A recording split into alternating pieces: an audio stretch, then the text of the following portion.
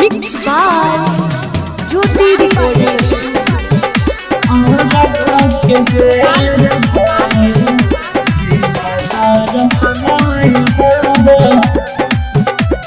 Present by hold music. दुई दिन के भूखल करली गोहरवै बाबा, दुई दिन के भूखल करली गोहरवै बाबा, दुई दिन के भूखल करली गोहरवै बाबा।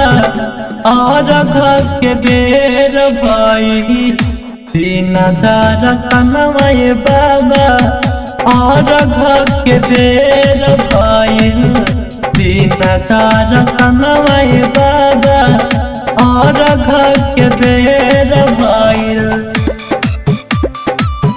दीन दर्शनवै बाबा, और घर के बेर भाई।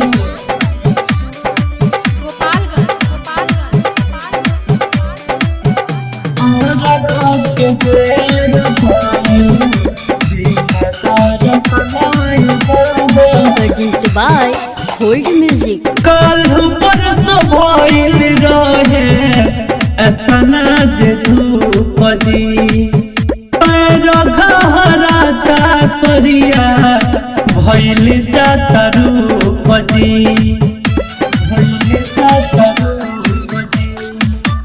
कल परसों भइल रहे एतना जे धूप जी, पैर घहराता करिया भइल जाता रूप जी।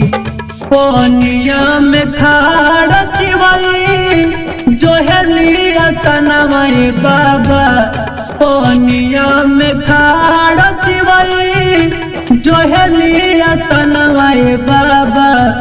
और घर के बेर भइल दीन दर्शनवै बाबा, और घर के बेर भइल दीन दर्शनवै बाबा, और घर के बेर भइल दीन दर्शनवै बाबा,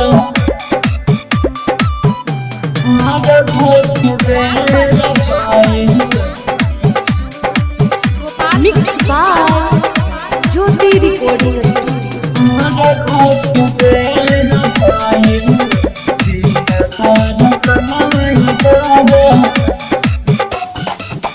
जेकरा गोदी बाड़े बाबा छोटे छोटे ललानवा, भूख से व्याकुल दूध के जोहले भोजनवा,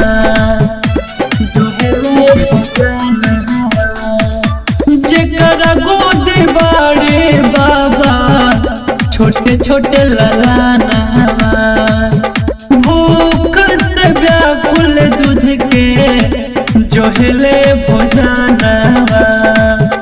विकस बेजोर काहे दीना ससनवै बाबा, सागिर हरेंदर काहे दीना ससनवै बाबा।